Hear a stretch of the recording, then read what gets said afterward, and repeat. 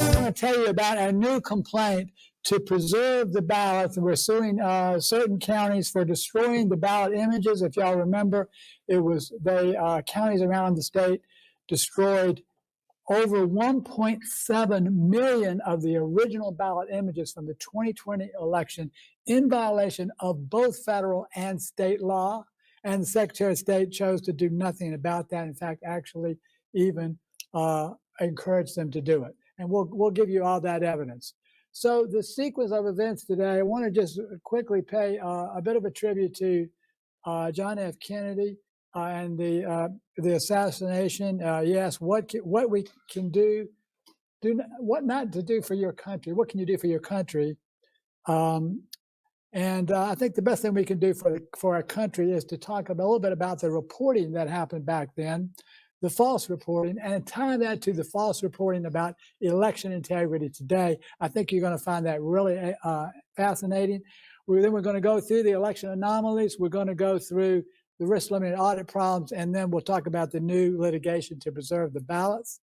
So I'm going to move pretty quickly. I want to first spend just about 5 minutes on the Kennedy assassination, since this is the 59th anniversary today.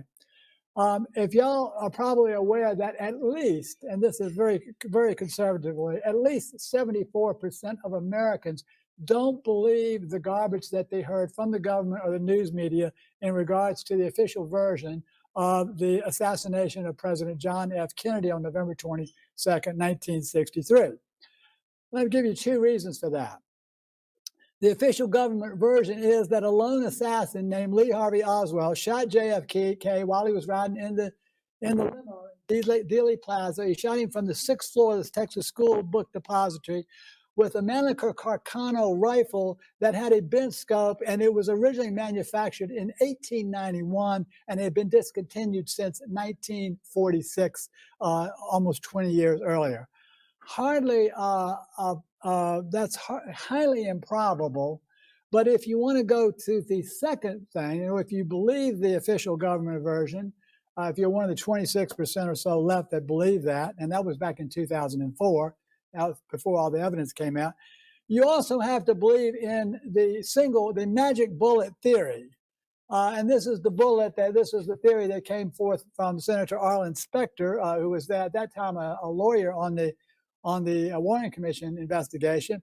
And he proposed this theory because they couldn't make all the bullets and everything line up and all the timing. And he said, well, maybe there was this one bullet. It must have entered Kennedy's back, exited his throat, turned right, entered Governor Connally, paused in midair for 2 seconds, made 5 entry and exit wounds total in Governor Connally and President Kennedy, and then appeared in pristine condition on a gurney in Parkland Memorial Hospital.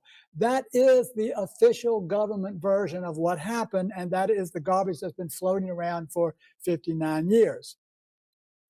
So what is the actual truth of this assassination?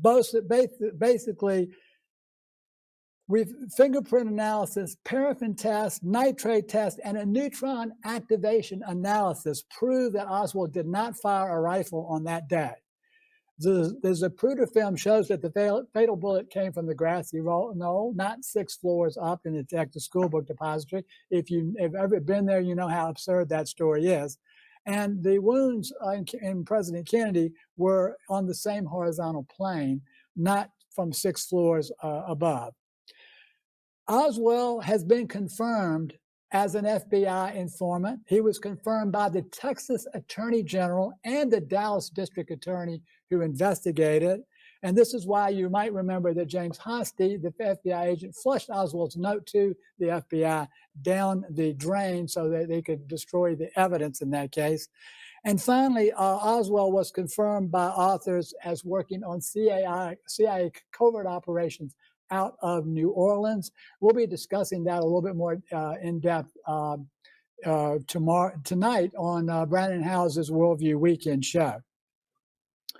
So basically, what I want to tie this to what actually our election reporting today.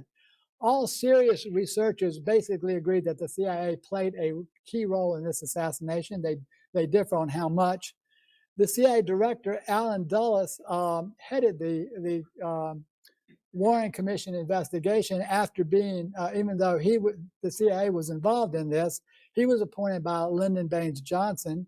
But what's interesting that I think that applies to what we're talking about today is that in 1975, the Church Committee investigated CIA abuses and media reporting, and they found that the Central Intelligence Agency had an operation called Operation Mockingbird, which had, quote, several hundred media assets. The CIA employed several hundred media assets to, quote, attempt to influence opinion through the use of covert propaganda. Now, if you think that only happened back then, let me fast forward you now to 2017, and German editor Udo Ulfkott, and I hope I didn't butcher his name too much, basically wrote a book called Journalists for Hire, and this was in the German translation. You cannot find this book in America anyway. We spent all day yesterday trying to get a copy of this book, but it has been banned in the United States. So because it is so, it exposes really everything that we really need to know. So the book is entitled Journalists for Hire, How the CIA Buys the News. He did this book in 2014 in Germany, and he died of heart failure in January of 2017 before the English version was ever released in America. So the bottom line that I want to get to, I want to tie that into what we're talking about today. I want to explain why are we getting all this flack, despite we come out with facts and evidence. And David Kloss and his team, so many of us have been working so hard for a year to expose all these election integrity flaws. But yet we hear in certain selected media outlets and certain individuals and certain organizations that we hear these terms, fake electors, the claims have been debunked, the big lie. Oh, these are baseless claims, that we are conspiracy theorists and election deniers. I want to submit to you today that any organization that makes any one of these false statements is very likely has been paid off by the Central Intelligence Agency to, again, continue with false propaganda to the American people to dumb us down. Essentially, thank you. Thank you. So basically, they are trying to cancel the 2020, 2022, and 2024 elections, just like they did violently in 1960. So we're not going to take this. We're going to continue with truth and facts, just like we've been doing for the last 2 years. And with that said, I'm going to move right into the election anomalies. In 2020, here's what we found out. Both confirmed by affidavit and by the Edison media line feed, 23,411 votes were decreased on Herschel Walker's totals at 10 o'clock, on election night. His totals decreased by 23,411. We have a sworn affidavit to that. And this was reported by WSB, who got their information from the Secretary of State's office. We have asked them how this happened. They cannot explain. The Secretary of State's office can't explain why a candidate's vote would decrease. And the total line feed shows a total decrease of Herschel Walker's votes of 27,753. How did this happen? Now, there is a case where if a county backs out results, both candidates' results could decrease. That is possible. However, in this case, it was only Herschel Walker's votes that went down, and Raphael Warnock's votes were not affected. Therefore, there is something fundamentally wrong there. So that is one of the major anomalies that we have found. And then let's talk about just a couple more before I bring David up, who's going to go into this a little bit more depth on some of the analyses, anomalies. Secretary of State Brad Raffensperger, who basically conducted the election on the machine that the United States District Court has already found violates 2 Georgia statutes, ended up with 10% more votes than the U.S. Senate candidate Walker, who was actually the first name on the ballot. That's pretty interesting. I don't know how that can happen, but it did. And he also got, even more bizarrely, got 5% more mail-in votes than the governor did, than Governor Brian Kemp. So what was the solution for these? Were these crossover votes or what? We don't really know for sure.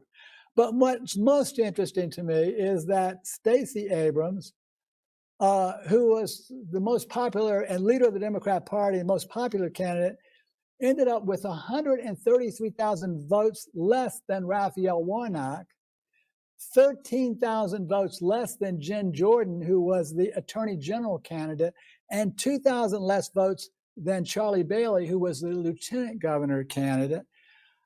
I don't know. I've been tracking elections for 20 years. I've never seen a down ballot race outpoll the governor's race, much less 3 of them.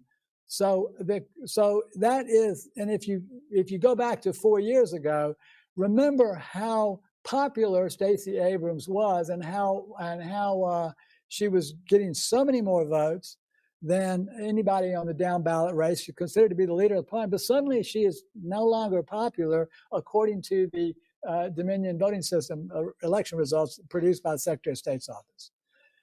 So that said, I want to go into a couple of more anomalies, but I want to turn it over to David Cross, and he's going to talk a little bit about some more anomalies and the 2022 RLA, 2020 RLA audit, and then I'll come back to the 2022 audit.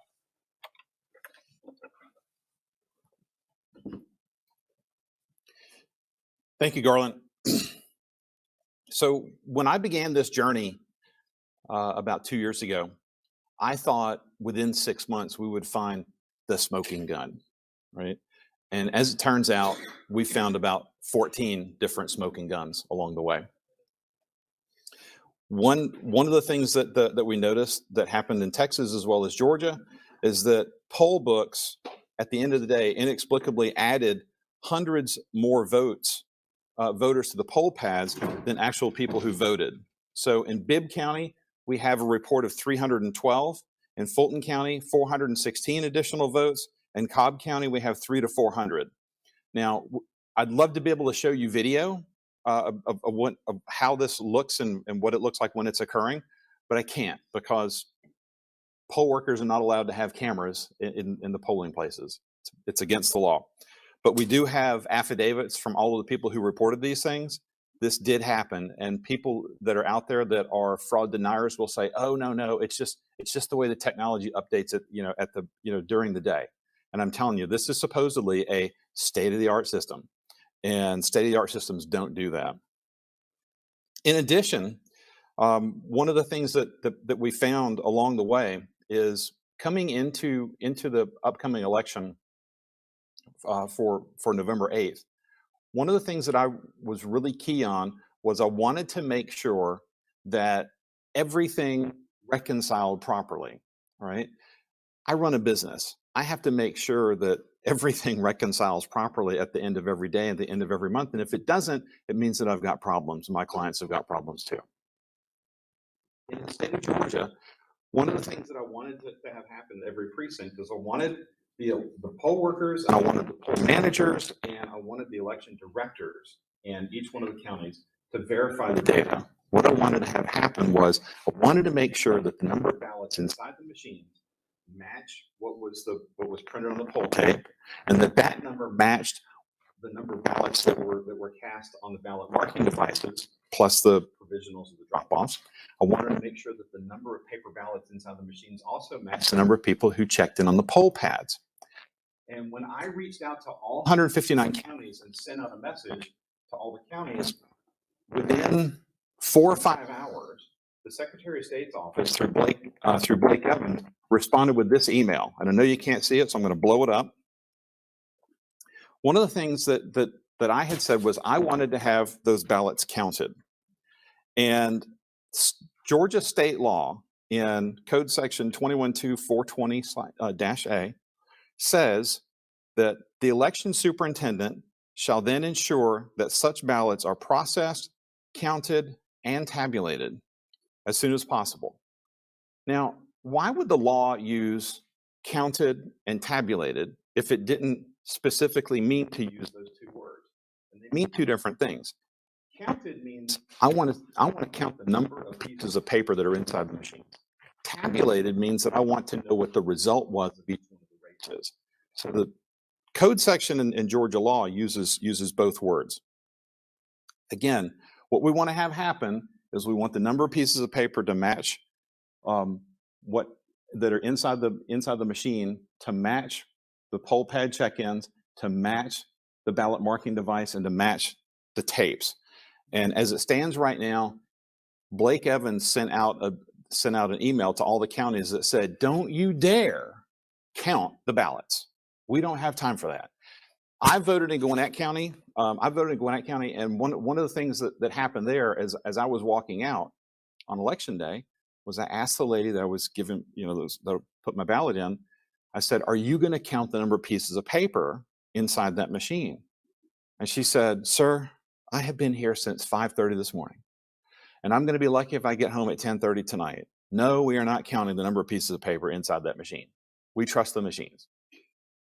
So everybody places blind trust in these machines, even in Republican strongholds. And that goes back to one of the things that Garland was saying before too.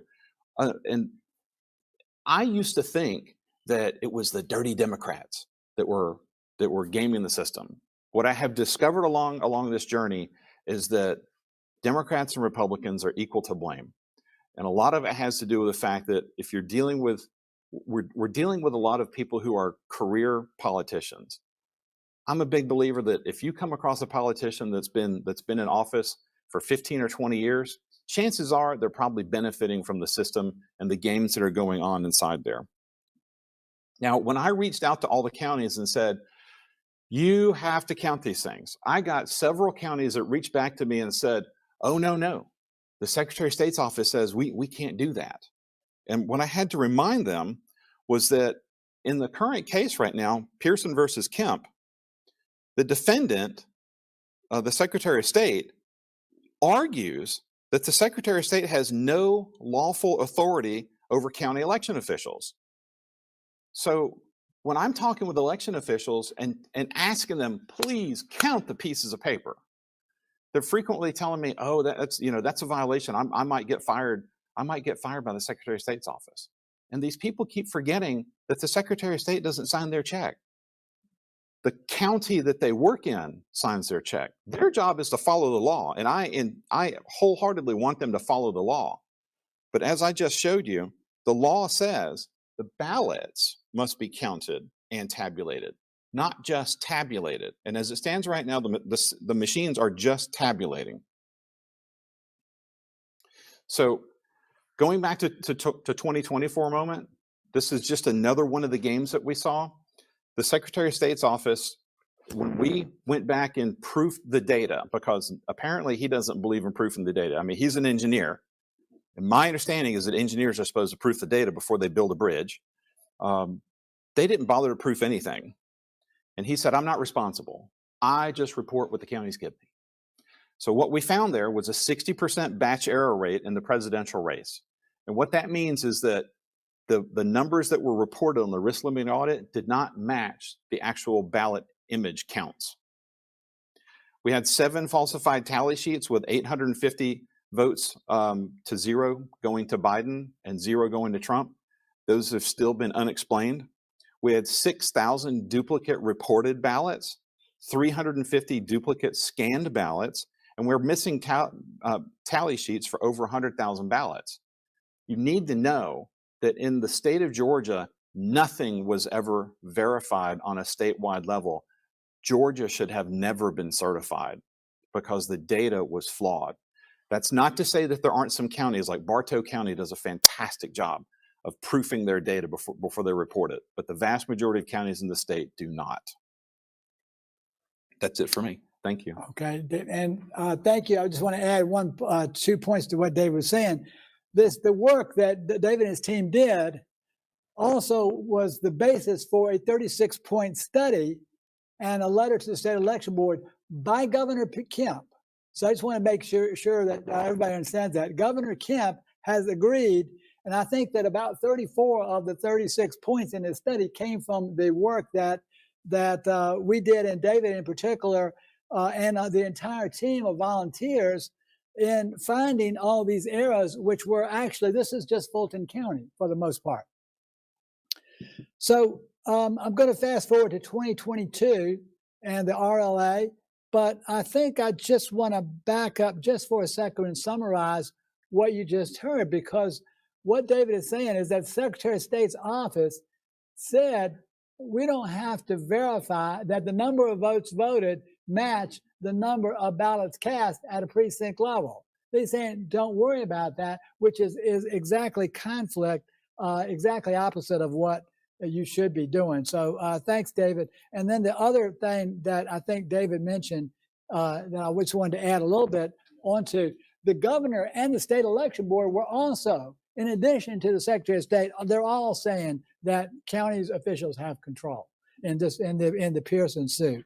So, and this also, you've heard out there that there was some breach because Coffee County had tried to get a white hat to look at make sure their server was secure.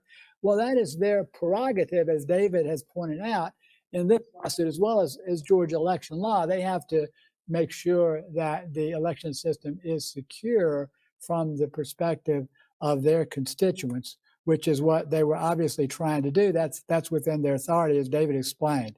So let me fast forward to the 2022 risk limiting audit. You just heard that the Secretary of State has conducted a risk limiting audit that confirmed that the results that were originally reported were correct. Well, let me just point out 5 things why that's simply not true. The first thing is that the inventor of the risk limiting audit process, Dr. Philip Stark, who I know personally, has explained in writing to Georgia officials that the RLAs cannot be meaningfully used on a ballot marking device system, which is what we have. He says you cannot use my technique on a ballot marking device system because it won't work. And the reason he's saying is that he can't audit, RLA cannot audit the ballot marking device. It cannot audit that the ballot marking device presented the information to the user correctly. There's no way to audit that. It doesn't, was never intended to do that. So in order to do that, you have to have an original record of the voter intent. The original record of the voter intent is a hand-marked paper ballot. And he says, and RLAs work for that. They do not work for BMD. So this whole thing that we're under here in Georgia where, we're using risk limiting audits to verify election results, that's all totally hogwash, not gone for every VoterGA or David Cross saying that, but the inventor of the risk limiting audit process himself, Dr. Philip Stark, has already explained this to Georgia government officials before they decided to do it. So that is that's the first most major problem, but you can just go down, there's more and more major problems. First of all, another one.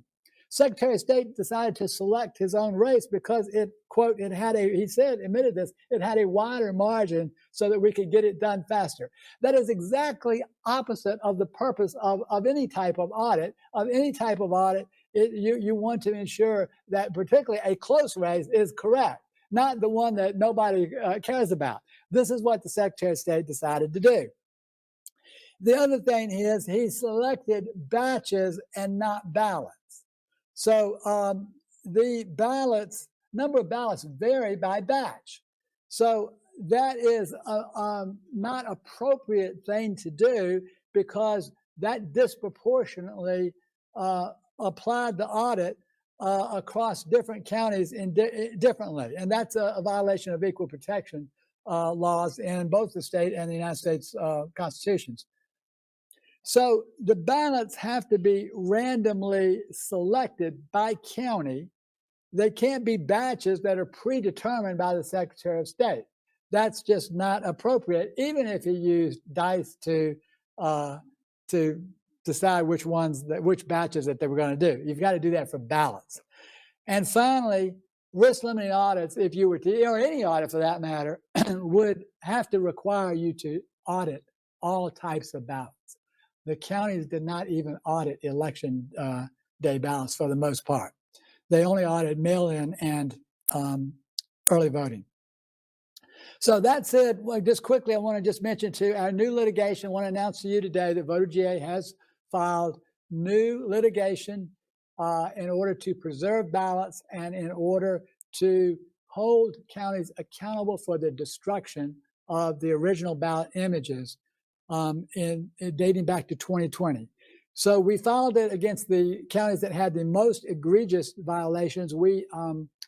I mentioned to you there was 1.7 million original ballot images that were destroyed for the 2020 election. We filed against three of the most egregious counties, which had about 700,000 of those ballot images destroyed. We are seeking to preserve the ballots indefinitely, the 2020 election ballots indefinitely. We're requesting the court to order that. And we are seeking to unseal those ballots and make them available for independent high-res scanning so we can determine not only the voting system results are correct, but also that there are no counterfeits in there. So we initially filed this against Cobb County, Coweta, and Forsyth. We are in the process of possibly adding more counties to this over the period of time. No ballots, to my knowledge, have been destroyed yet because the process has to go through a grand jury. There won't be any grand juries meeting in the counties until next month, as far as I know. So very quickly, just to mention why the ballot images are important. Ballot images are digital copies of ballots, as y'all know, electronic copies of ballots. A ballot is the most important election record ever captured because it's the only record that can reproduce the results. No other election record can reproduce the results, so the ballot is the most important election record. Ballot images are created automatically when the ballots are scanned, and they are required to tabulate votes. So you can't have a vote without a ballot image because the process is that you look at the ballot image, then the system looks at the ballot image, it interprets the image, it creates what we call a cast vote record, and then that cast vote record is used to tabulate the results. So no image, no vote. That's the way it works. And yet we have found, and David's team and that has found that 17,000 votes are in Fulton County results right now with no ballot images. So for these reasons, the federal and state law is very clear. Ballot images are a critical part of the election records, and they're required to be retained for 22 months federally, 24 months state. And that law was in place before ballot images were ever made public in 2021 via Senate Bill 202. So there's a difference. So you're required to retain them no matter what. Then if they were made public in 2022, that doesn't mean you didn't have to retain them before. You're required to retain all election records. So the Secretary of State's office has been involved in this because they have authorized the destruction of the memory cards to counties.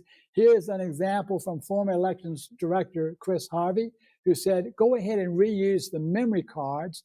The memory cards had the ballot images on it from in-person voting. He says, just go ahead and reuse them. In other words, overwrite them and use them again.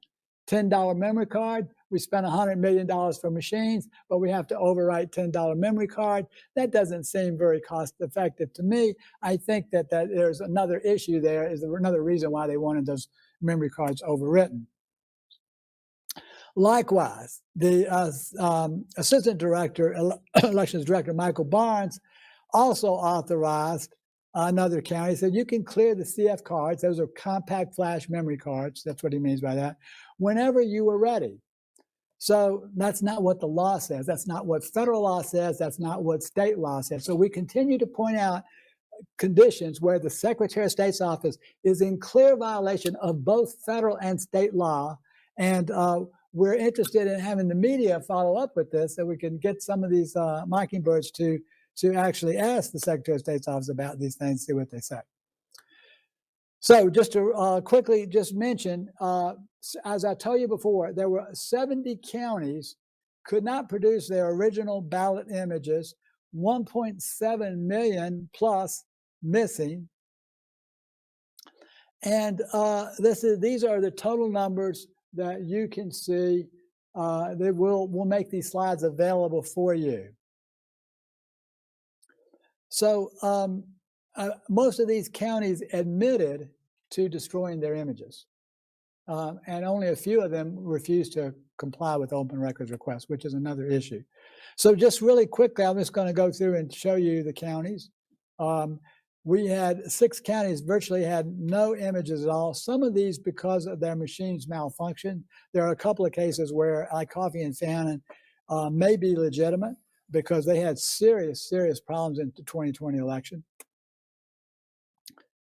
17 counties only had recount images. Now, I want to make sure that everybody understands why this is not valid.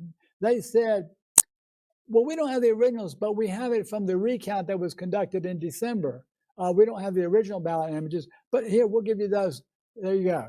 Well, no, that doesn't work because all of your audit data has been destroyed.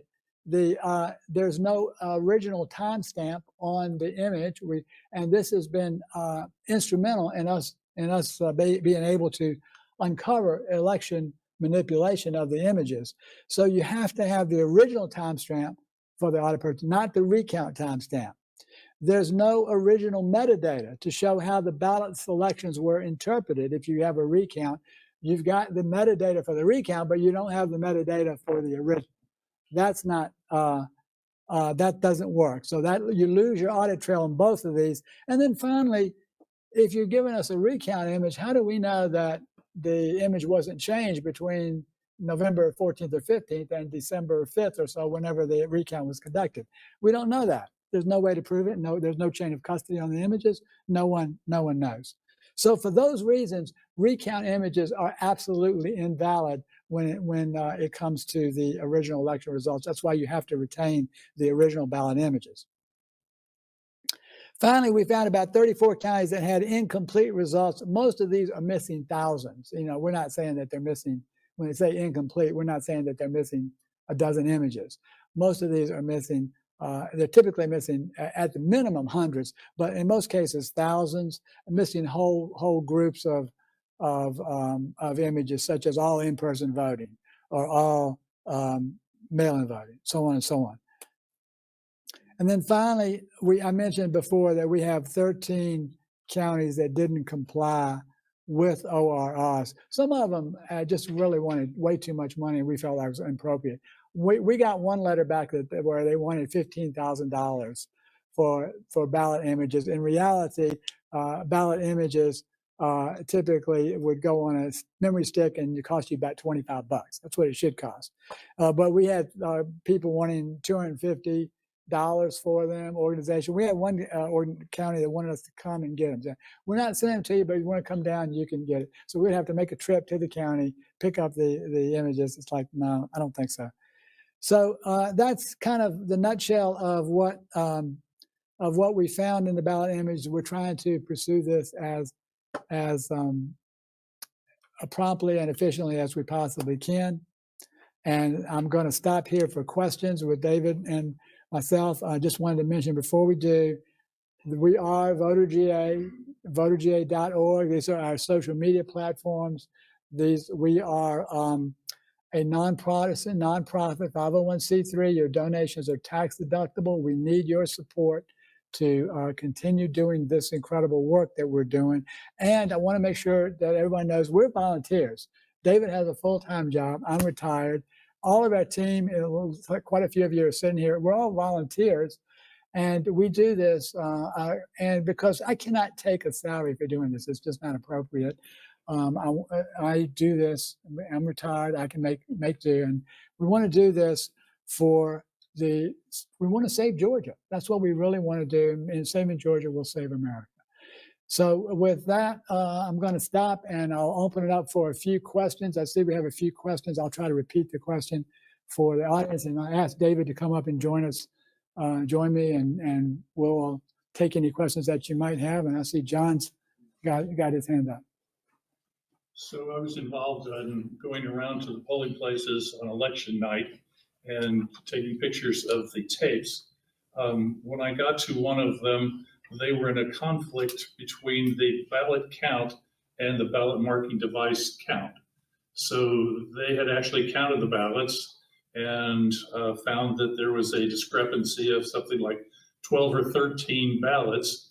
And some friends of mine were staying there, and I think they were there for 2 hours and finally gave up, waiting for them to figure out what the discrepancy was.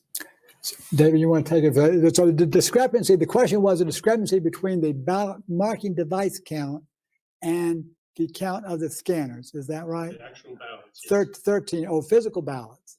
Discrepancy of, physical ballots. Discrepancy of 13 between the ballot marking device count and the physical ballots. Okay, so 13 doesn't sound very, like very much. And there's a lot of people that are out there. Again, the fraud deniers will say it's just 13 ballots. It's statistically insignificant, right? Until you understand that there are 2,700 precincts in the state of Georgia. Each precinct has got multiple machines that are working there. I think when you explain what happened there with the numbers not aligning, what we believe happened there is something that's been called the Williamson anomaly or the Williamson error that happened up in Tennessee. And in Tennessee, in October of last year, there was an alderman's race. At the end of the evening, there were 330 ballots, pieces of paper, were inside 2 machines. But the poll tapes only registered 98 total votes, 19 on one machine and 79 on another. So it missed 70% of all the votes. And my team has reached out to the United States government. They have something called the Election Assistance Commission, shortened down to EAC. I've asked them to send me documentation of their study that they did on Williamson County, Tennessee. And they said, you are number 141 in line, and we will get to your request promptly. And we expect to fulfill your request in December of 23. So not even this year, next year. So this is just simple, press a couple buttons and send me the file. It's not that difficult, but we believe that's what was happening. And in our study and looking across Georgia, we asked all the counties in Georgia to give us their system log files. And again, the Secretary of State unlawfully blocked us from getting those from as many counties because he was telling the counties that giving us the data would harm future elections, which is total nonsense because San Francisco County, California posts theirs online for all the world to see. So if it's good enough for them, it's probably okay in Georgia too. And what we found when we asked for these files, we asked all 159 counties on a single day. The Secretary of State blocked us. I had to literally file a complaint with the Inspector General, which is something that Garland had instructed me to do. And as soon as I did that, lo and behold, the floodgates opened and I started getting files, but I only got them from a total of 67 counties in the state. And what we found is 65 out of 67 counties had the exact same error, word for word, that Williamson County, Tennessee had. So I have zero confidence that all of the scanners in Georgia are working properly.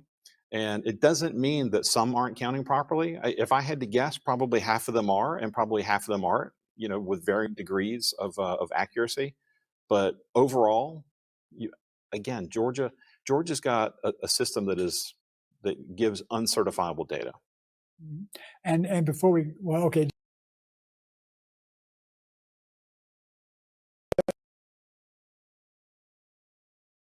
It's possible that a marking device could have more votes than, but not less. And that's the issue, because you could spoil a ballot. But there's no explanation for this other than, and this is what David is following for.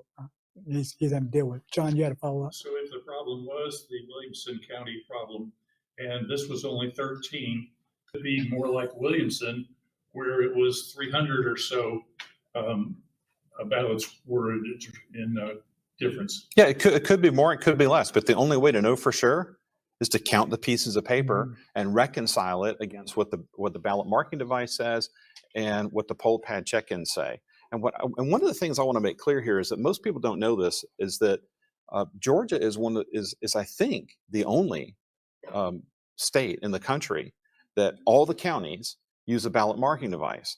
And a ballot marking device is actually it was specifically designed for handicapped people that couldn't fill out their ballots, and it made it easy to have a touch screen. We all look at it today as if it's some type of convenience, but what people don't understand that's critical is that a computer has to interpret what you touched on the screen, so it can then turn that into its interpretation of what you voted, which takes that interpretation and converts it into a QR code. And then it prints the QR code out, which is another interpretation of interpreted data. And then when you go put your ballot into the scanner has to uninterpret your QR code, which is you have 3 unnecessary functions that are happening there that most other municipalities and counties across the country say you're getting a paper ballot and you're filling out the paper ballot and we're going to score that. And before I go to Michael and Jenny, I just want to add one more thing. I haven't actually talked with David about this, but I believe that we have an actual example of the Williamson County era.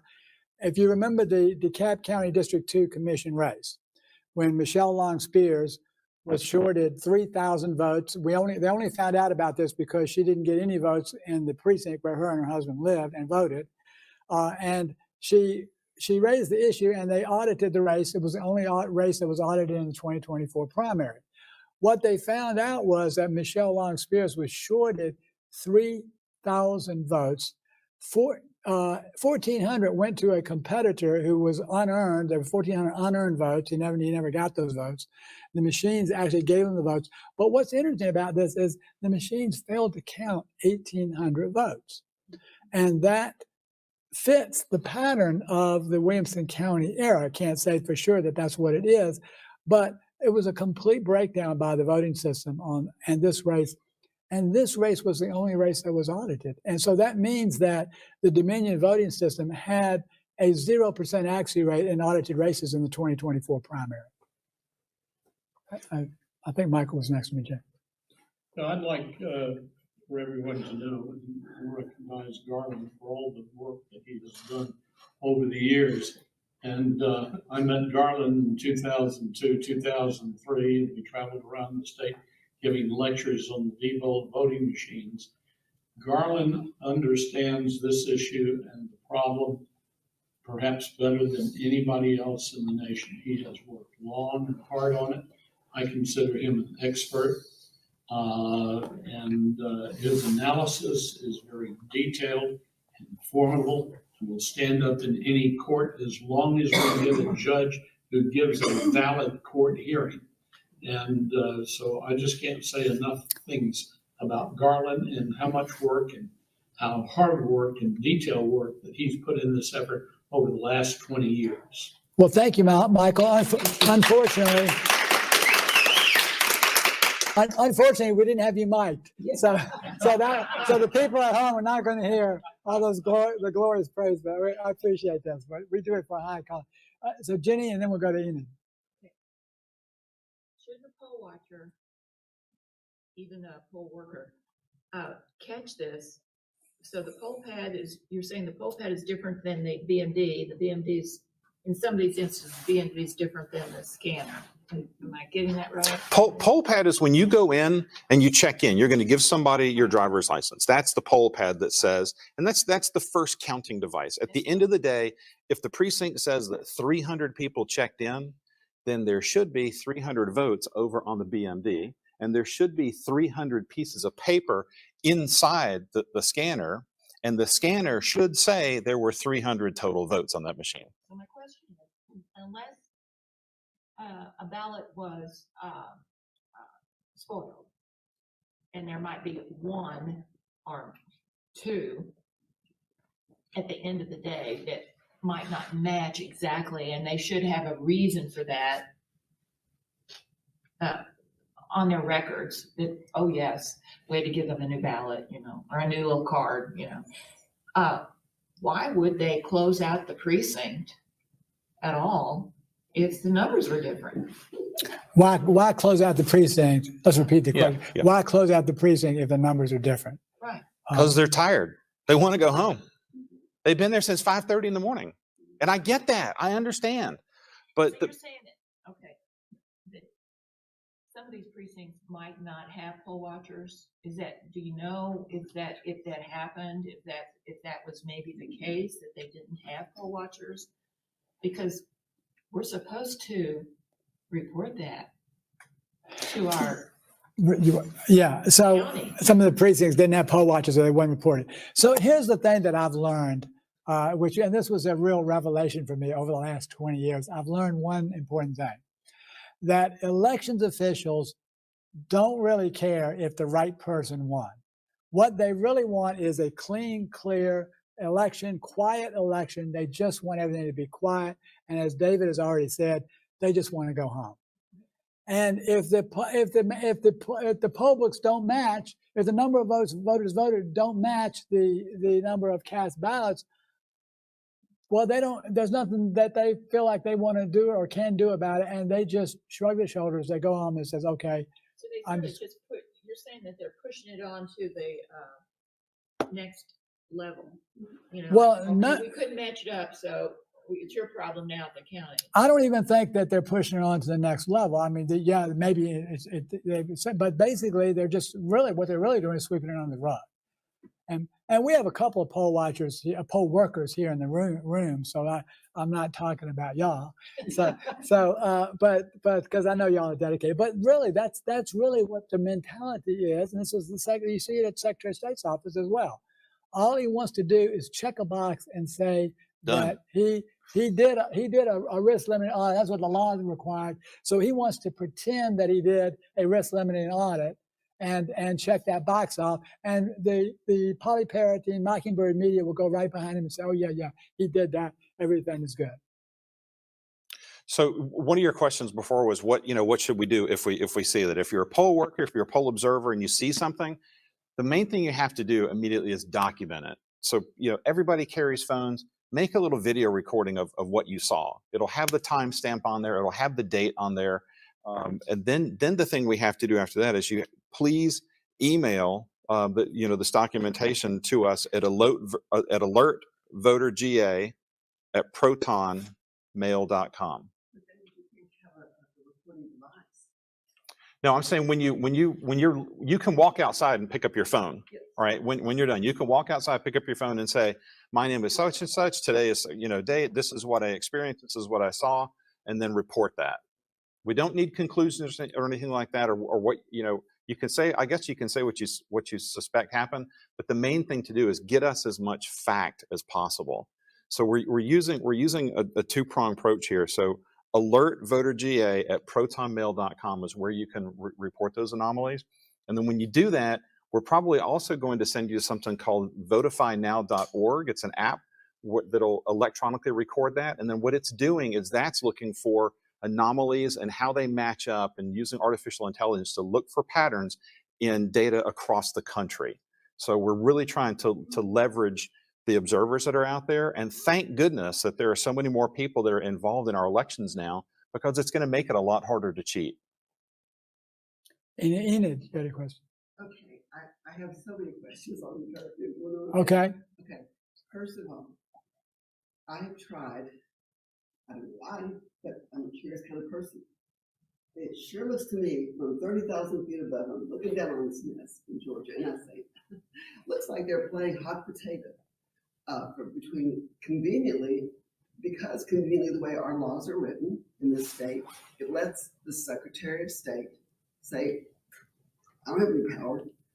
And then you hear at the county level, boy, we're going to get sued by our attorney said we could be in violation. We could get $5,000 fine a day. We can't do that. We can't do that. You just showed us the code that said the election superintendent will count and tabulate. You just told us, and I've heard it too. I've worked the polls. We are so darn tired by 5:30, 7 o'clock. No, we don't want to do anything, and we sure don't want to count the ballots. But somebody's supposed to.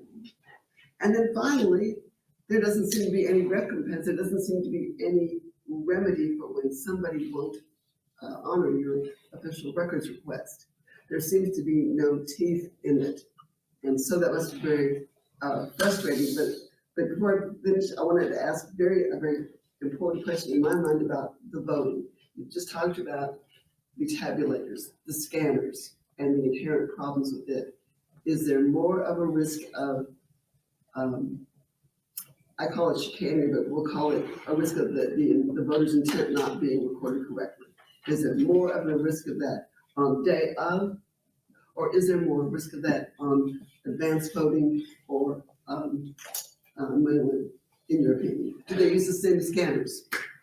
Okay, so the question is there more of a risk of when's the best time to vote and the best type to vote to reduce your risk? So in Georgia, unfortunately, we are forced to vote, if you vote in person, on a machine that is in violation of Georgia law according to the United States District Court. I personally choose not to do that. I vote by mail. So at least as long as I get a ballot, that's the first question. So I prefer not to do that. I prefer to vote by mail. Then the question is, if you vote by mail, supposedly you should get your ballot really early, as soon as you can, so that you can get checked off the list as requesting it, so that nobody can stuff a ballot in for you.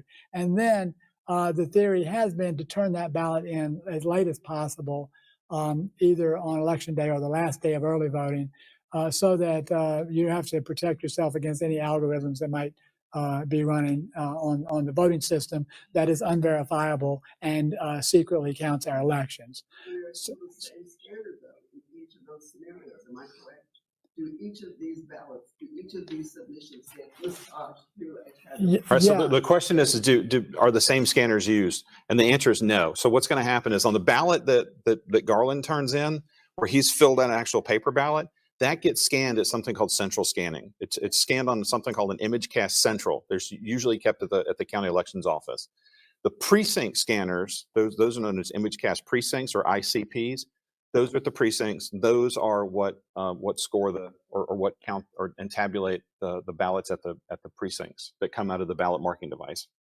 Yes, but the point that you're driving at, which is a very good point, and we want to make sure the audience gets this, is that those scanners, regardless of whether it's central or precinct, can manipulate the election results, and you don't have enough eyes on it to prevent to make sure that that's not happening. So that's your real point, and this is why we really need to get rid of equipment altogether and just go to public hand counting of ballots, and we don't have to worry about that anymore.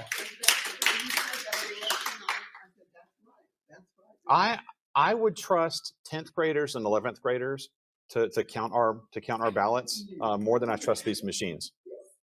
Yeah. In Maricopa County, it took them a week to count the ballots. Right. It's Maricopa County. Why is this taking so long? You know, we have counted elections manually in the past in a day or two. There's no reason for this to continue on in Maricopa County unless they're looking to stuff more ballots in and change the results of the election, which appears is exactly what they did in Maricopa in 2022. Yes. So David, in that code section that you showed, 420, that says count and tabulate, did the email from Blake Evans say how they interpret that code section? I mean, how are they just tabulating? I'll show you. Ignoring that. This thing really likes to go slow. The question has to do with the code section and how it's interpreted. Here's what he says. I know that many counties have received an email requesting that poll workers hand count ballots at polling places on election night. Deciding to have poll workers hand count ballots at each polling location on election night is not something your poll workers should do. But it doesn't say how he interprets that paragraph in 420. Well, he's instructing them not to do it right here. But the reality is that, you know, the words count and tabulated are in the law. So they should be counting those things. And he's telling them, don't count. He's encouraging them to break the law. Right. That could be a lawsuit. And just to add, right, and just to add to that, this is not just some isolated example. We just showed you, in addition to Blake Evans, we just showed you two other ones further on down here, where here you've got the former elections director telling them to violate the law in the state of Georgia and federal law, and you've got also the assistant elections director who's still there telling them to violate federal and state law. And that's why we don't have the results and the images, is because they are just instructed. And as David has said, they just go along with whatever the Secretary of State tells them to do, despite the fact that David also explained that the lawsuit says, we have the Secretary of State, the governor, and the state election board all saying that they don't have authority over the counties. Yes, sir, Mike. With the recent Supreme Court ruling that citizens, voters can sue individuals, this really does open the door to hold these people accountable. Now, if they can be sued by us, and you get enough lawsuits, the question is, we're suing them individually, so they're not covered by any state protection. Is that correct? Well, okay, so the Georgia... You want them to pay for their own attorneys. Yeah, so no, the Georgia Supreme Court has recently ruled, and this all they did was corroborate what we've known all along. They didn't actually change anything, that we as voters can sue government officials for when they violate the law. Yeah, well, we've already known that. It's only until our case came along, and the Sons of Confederate Veterans case, in which they decided, and this was all done by one judge, Judge Brian Amaro, out of Henry County. He was the one who was in both of these cases and said, well, we don't have one standing, and because he didn't want to deal with it. That's just not the way a judge should work. But you would, based on sovereign immunity, you would need to sue the individuals in their official capacities, or the government. Actually, technically, If it's a criminal act, technically, the state is not considered to be a co-conspirator in a criminal act. With this act, could we, or would it take a grand jury? Well, you would have to sue the state. You would have to sue the state and as an entity when government officials violate the law. But the other point, though, is this is when they violate the law, they're committing criminal acts, and that's a criminal situation, not a civil situation. And the appropriate remedy for that is to take that to the grand jury if you can get it past the district attorneys that are trying to block citizens of their constitutional right, which ever since America was founded, of being able to take issues to a grand jury and get either a true bill or a no bill on them. Jenny. So it seems like that the poll watchers should be going to their jobs with this page here or with this information, because your poll manager will say to you, this is what I've been told to do. They're going to follow their procedures. This says that that the SOS has no authority over the election poll workers. Okay, so she's asking, should I take something like this to my poll as a poll worker? Yes. I would say, or as a poll watcher. I would say no, all right, because you're going to get thrown out, all right.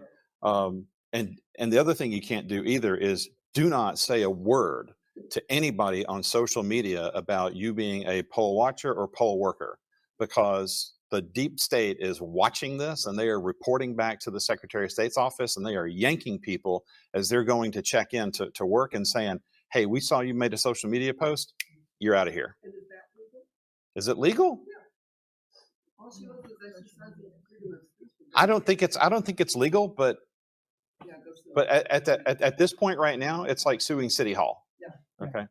If you did do that, let's suppose you did take it to them, they're so ingrained in their mentality that there is no document that you can put under their nose, despite the fact that it's got a court file date timestamp on it, that would cause them to reconsider how they've been psychologically programmed for the last 10 years, and then suddenly come to an epiphany and say, okay, I've been wrong all this time. I'm going to change right now.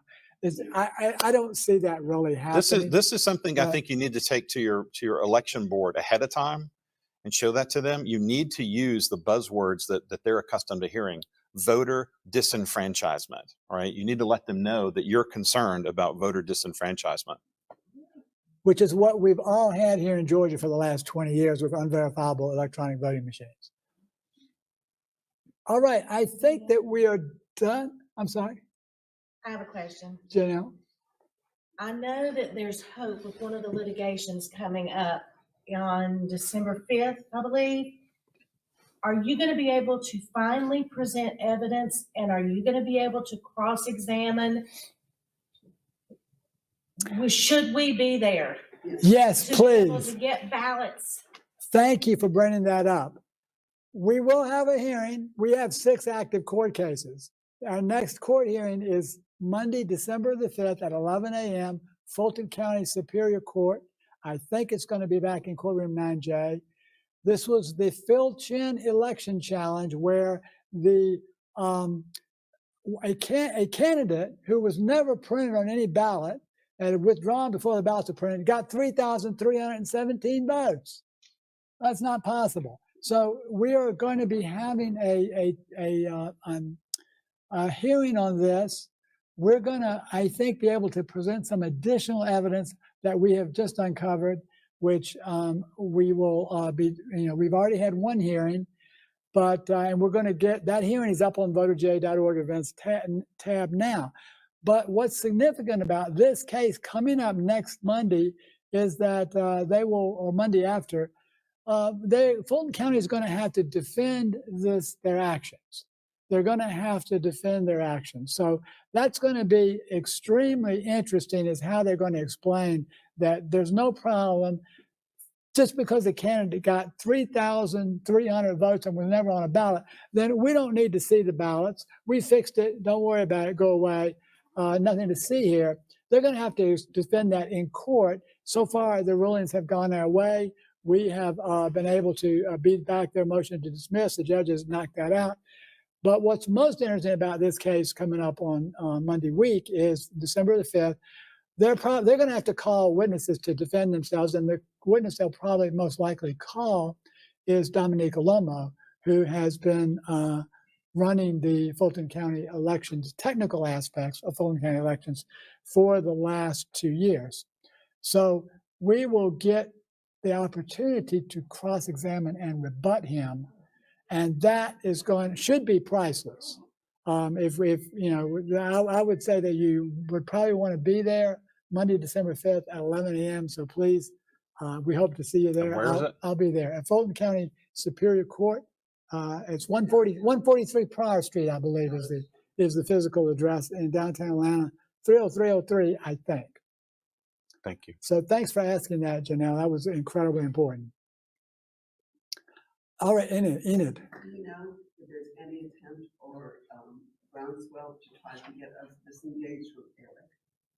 Oh, is there any attempt to get us disengaged from Eric? Funny that you mentioned that. We do have an active lawsuit. We have an active lawsuit against the Secretary of State for outsourcing our voter data to third parties. That we originally filed that because of the Salesforce case, when he outsourced it in Jarvis, which is coming down and going to outsource our voter registration data.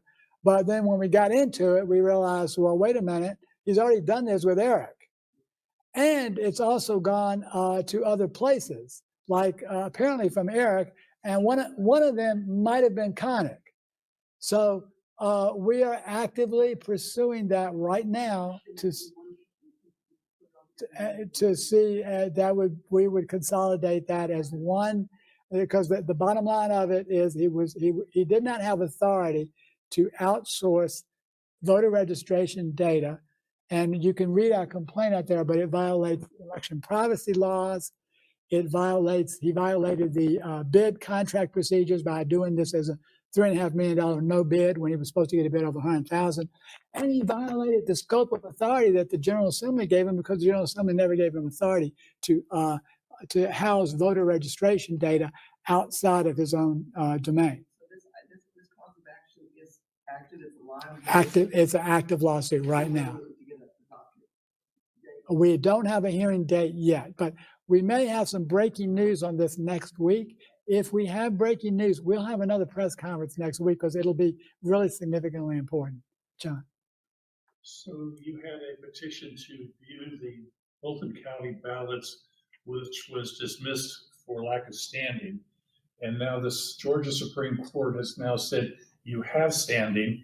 Have you reinitiated that petition, and where are you with that? Yes. Okay, where are we with the petition on the Fulton County counterfeit ballot lawsuit, which was dismissed, claiming that we didn't have standing? However, as John has explained, the Georgia Supreme Court has said, oh, wait a minute, every citizen has standing to sue our government officials who violate law, which is exactly what we're doing.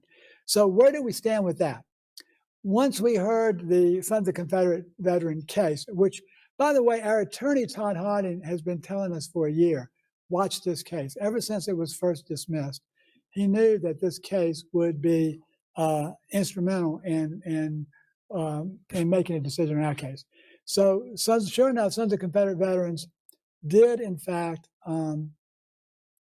the case was, the Supreme Court found that they did have standing. This case, by the way, just so everybody knows, is that the individuals, including the Sons of Confederate Veterans, were suing for the illegal removal of Confederate monuments, which basically is a complete violation of Georgia law, whether you like them or not. So they sued, and Judge Amera, the same judge, said, well, you don't have standing to sue. Well, of course, basically the Georgia Supreme Court has overturned Judge Amera on the same thing that he said that we didn't have standing for. So it's obvious, but when they did this, the Georgia Supreme Court also took it one step further, and they said, not only do citizens, residents, and taxpayers have the right to sue a government official who violates the law, but we are extending this to voters. So they said that we are extending it with voters. So I'm a citizen, I'm a resident, I'm a taxpayer of Fulton County, and I'm a voter of tax, and my vote didn't count. So if that doesn't give me standing to sue Fulton County, I don't know what on earth does. But anyway, we will so what we did, to get to your point, is we filed an immediate expedite of that hearing, of that ruling, and the Supreme Court said we want the defendants to reply, and they gave them like 3 days. So the defendants gave this reply on Friday. I don't even think we've posted it yet. An absurd reply saying that the Sons of Confederate Veterans case doesn't even apply, and there's not a shred of evidence that we have. Just absolutely lie after lie after lie that these lawyers can literally make up anything and get away with it. So the bottom line is we're waiting for the Georgia Supreme Court to rule on our specific case. We've had it before them for a long time. We're hoping that they'll rule on our specific case, and that we think that they'll just say we've already ruled on this in Sons of Confederate Veterans. It's the same thing, and we think that they will boot that case back to Judge Amero also, and he'll have his hands full with two things he should have done to begin with. Okay, I think that we are about done because we've got to get ready to stream this for 1 o'clock. I want to thank everybody for coming, and just want to remind you, VoterGA.org, we are all volunteers. We need your donations to continue to survive, and we will see you on the 5th of December at Fulton County Superior Court. Thank you. Bye-bye.